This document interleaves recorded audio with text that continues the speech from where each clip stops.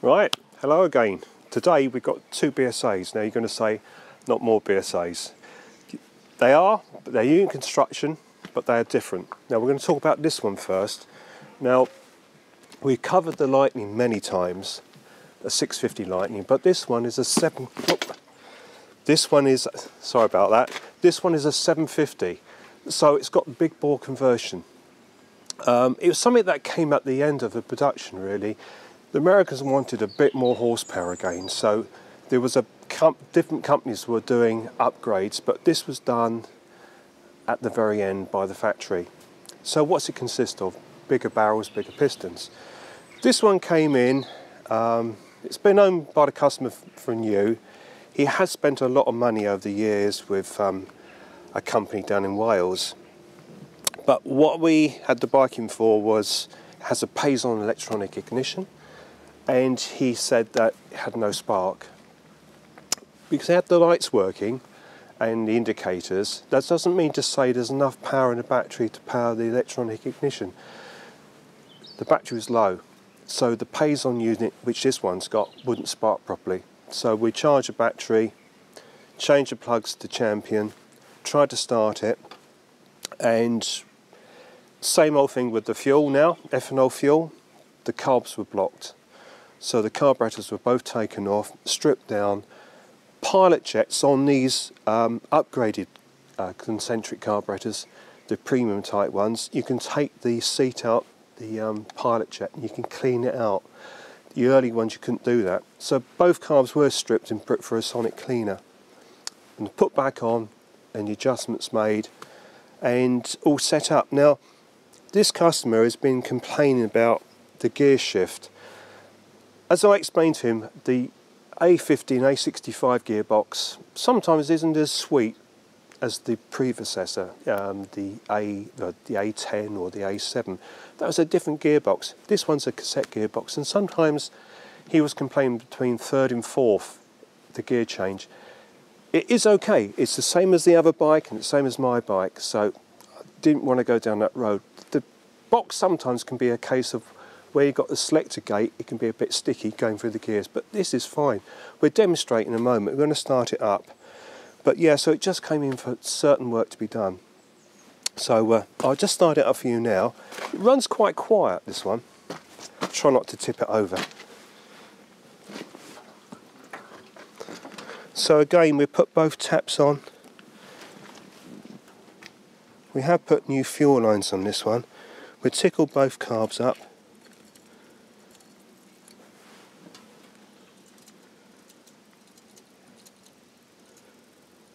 Always takes longer in the second carb.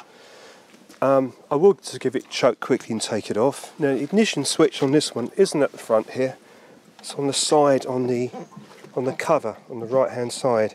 So that's one position that way, that's on.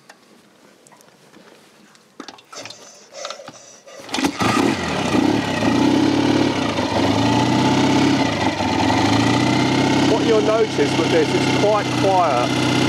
Very smooth, the crank's been balanced. In fact, a lot of the work was, well, most of the work was done by SRM down in Wales.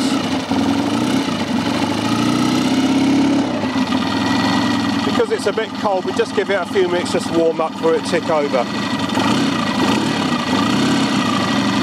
If you look at the barrel on this, you'll notice that it's considerably bigger.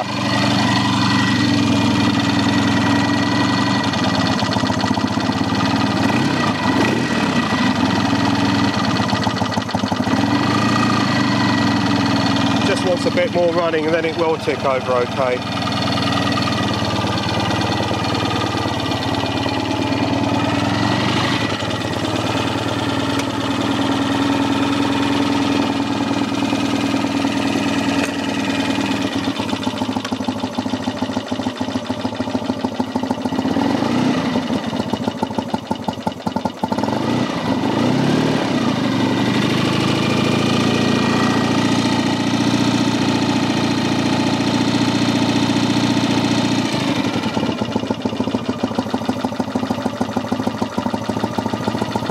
Still a little bit cold at the moment, but it's quite a nice bike. What I'm going to show you now, because it came in with a gear problem, we just put it on main stand and run it through the gears.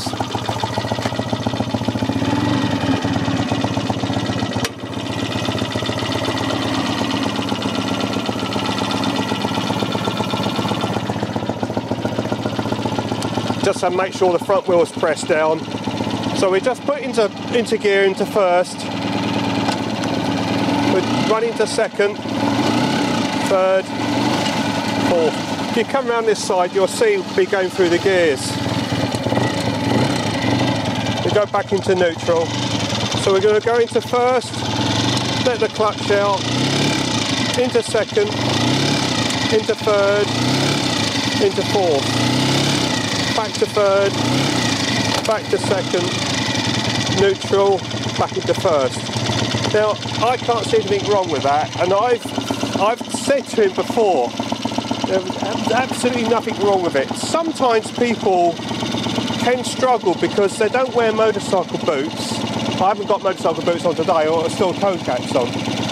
But if you're wearing a flat shoe and the leather's a bit thin, or you've got any thin shoes on, if you're slightly older, you're putting a lot of pressure sometimes when you do the up change on your toes.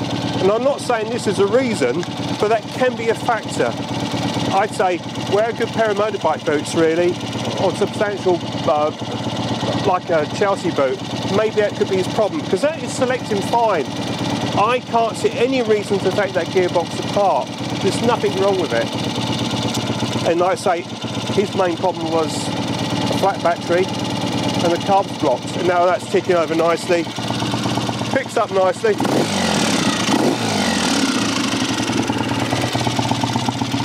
But you can sometimes spend a lot of time on these bikes, and it's trying to sometimes get across to the customer, actually, look, there isn't actually anything wrong with it. I think you need to look at maybe you're not doing something quite right. So that's fine. This is an older customer's bike, but I can't find much wrong with it. So that's that one. So I think hopefully he'll be happy with it now. But what we want to show you in a moment, the bike that's slightly different, and I think you're going to like this. Now, it's a shame today we haven't got the side panels. So the panel of this side and the right hand side is missing because the customer had left those behind, and there should be a mesh over the exhaust system. Now, maybe in a few days' time, he'll come and collect this, and we'll have some footage that can go with what we're doing today. This came in basically for a few upgrades. He wanted electronic ignition, so we've now fitted a Boyer-Branson system, which I use because they're local to me. They're only in Maidstone, so not very far away. And just show you in the box. So we've fitted these before. We're doing away with the points assembly. So we've explained this with my A65 in the past. You've got two sets of points. So that means you need to time up with both sets of points correctly. And this here is your advance and retard mechanism.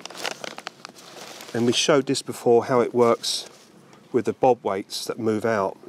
So that goes from retard to fully advanced. Just turn it toward me a bit, Dave. Yeah, good. So if you look at this is your points cam here, and as the engine revs up, the weights fly out. That will advance the ignition timing. So when we put that together, it's running through like this basically, and you've got two sets of points there, and they open on the cam. What's missing here is the two felts, but it's much easier to set electronic ignition up because you just set it on one cylinder and it's set then for both, and you set it once, it's set for life. And I think, you know, a lot of people prefer to fit these, then there isn't any issue with getting it correct on both sides. In here you see some springs. There's a 3-spring clutch. We've put new springs in. We've actually put you'll see in the pictures later on, we've put SRM pressure plate conversion, which has like a thrust bearing in the end. So we cut down the clutch push rod, and I always send back, these are bits and pieces where the customers, like seals or bolts have been stripped, like seat bolts incorrect. So we put all the bits that I take off, go back to the customer. Now I have replaced these clutch plates and to just show you here, this is the standard pressure plate, which we replaced with the SRM one. And there's some gaskets there which he supplied me with, and those are the ones that he can have back. Now, he had a set of clutch plates. Now, we haven't fitted these. Probably there's nothing wrong with these. These ones were the ones out of his bike. These are the standard clutch basket plates for a BSA, A65, 50, whatever. And these are bonded on. Now these linings here are quite low. Now they're not, I wouldn't say they're a genuine one. They are a bit, if you look at these, they don't look particularly even look. They look quite irregular. They look like postage stamps. Facing the sun a bit, mate. Postage stamps stuck on. Face them toward the sun, just, yeah, that's better. Yeah. If we look up here, for instance, they're very low as well. So I've actually replaced those with a set of my A65 plates that I had. So, but because these ones here, look at the difference in material. You know, the width of this plate is considerably wider than this plate. These are probably fine. They're more like you get in the Japanese clutch. So it came in for ignition system to be done, sort the clutch out, which we've done. We found, just show you down here, only quick jobs really, because we have the primary chain case cover off. It has a level screw and a drain screw. Well, these have been over tightened, so we've tapped those out. I made some, they look correct now, but they are metric now, size Allen screws, and just chamfered off. They look okay, so that's repaired that. We've had the carbs off. Another thing people have got to be careful of, when you have these things called insulator blocks between a cylinder head and the carburetor, it's so easy to pull these studs too tight, because this is a fibre spacer that gets rid of the heat. If you pull these down too tight, you can distort the body of these carburetors. They don't need to be over tightened. Now, to stop those nuts from coming undone, what we always do is a bit of torque seal. It's like a Loctite really, but it's only just a torque seal. It's something you put on a nut so it doesn't come undone. Just a little bit, just a little drop on the threads, tighten it back up, don't over tighten it. And this is a classic that people do. If that distorts, the slide in the carburetor can be quite tight, and as these carbs get hot with the engine, they can stick. And if you can imagine, you open the throttle up, and you've gone to return your twist grip, and the slide stays up. What's going to happen? It's going to rev, and that can be where you lose control of the engine.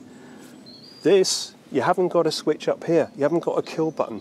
You've got to find the key at the front, and that can be dangerous. So something that I've come across sometimes where I found these have been over tightened, these bodies are bad. What I tend to do is take the slide out, wet and dry first, then polish it with Solvo and make sure that's nice and free to move freely. So we sorted that out, done the valve clearances, it's had an oil change, it's had, you'll see by the pictures, we've had on the bottom we had the strainer where you got the scavenger valve, had the strainer cleaned. We've done the pressure release valve, taken it all apart and cleaned it all out, and the tank filter as well. And like I say, it's now got straight 50 oil in it. Clutch was set up properly, timed properly now because we've got electronic ignition, and we've just given it the once over. But it's a shame we haven't got the panels because it does look a nice looking bike. This is your, basically for the American market in 1968, this is the American Scrambler. So what people look at now, what's in now, is this style of bike again. And this doesn't look dated. It's a really nice machine.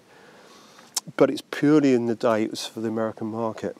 We'll start it up, and it does sound quite nice. So we've put both taps on, although normally you have one tap, but I'm not sure how much fuel we got in here.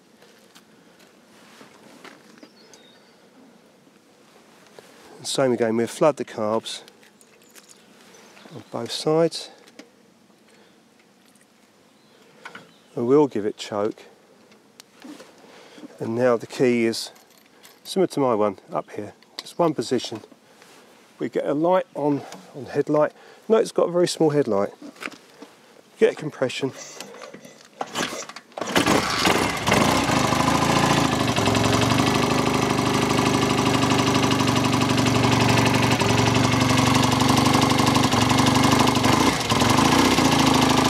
Quite a deep sound, got a nice sound to it.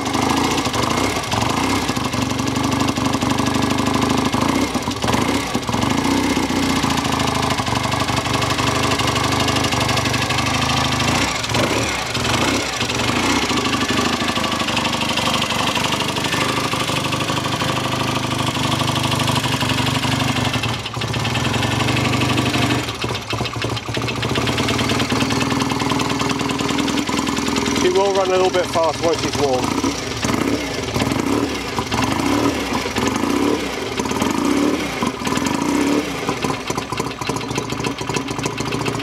As you can see, it's a lovely bike, and they have a lovely sound to them as well.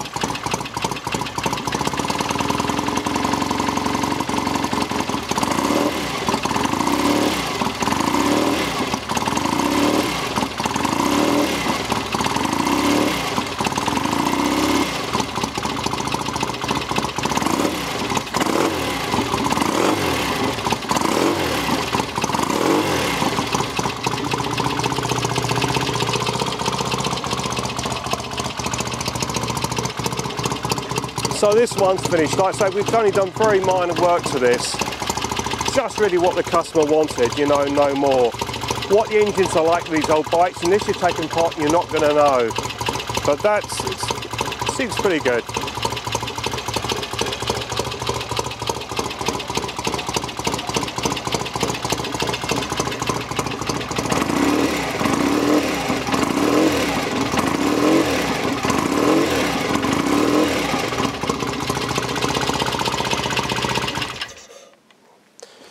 But people who know the BSAs will say, oh, they recognise the tank. It's very similar to what would be on a BSA Barracuda. So it's like a 2.5 gallon tank. But it's not a fiberglass, it's a steel tank. But it's quite pretty. It's a bit of a shame that the screws are missing on here. The badges have been stuck on, but they're just minor things.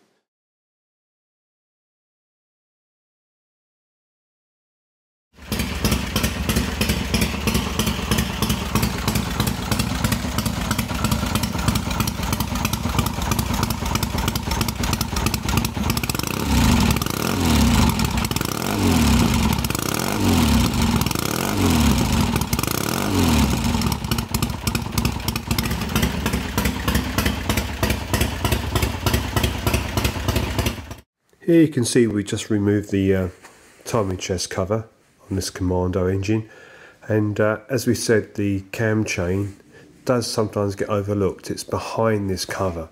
Now if you see here the amount of movement there is in this chain, now there is a slipper adjuster underneath here. We're going to take that off because it does wear, but the idea is that you slacken this off here, the adjuster, and you just lift it up. But this has got quite slack. This does get overlooked because it is behind the points, or in this case behind the Boyer trigger assembly. So yeah, it's one thing that really does need to be maintained and serviced. It does get overlooked sometimes.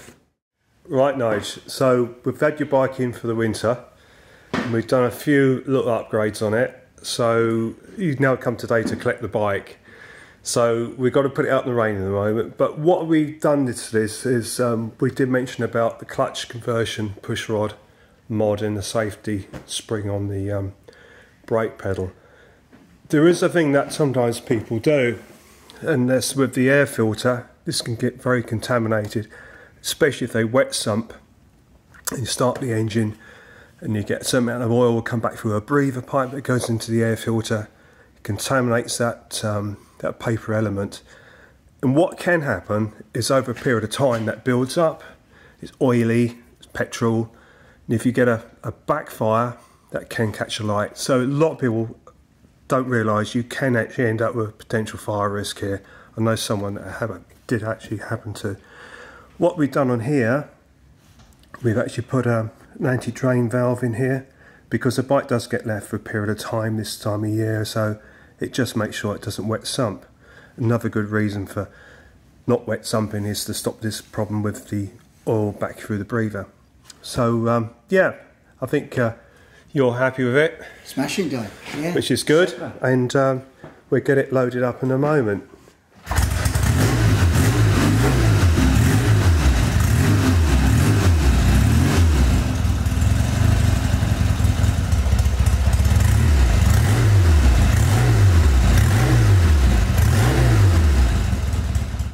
Oh, I'd just like to say to everyone, thanks for subscribing to the channel.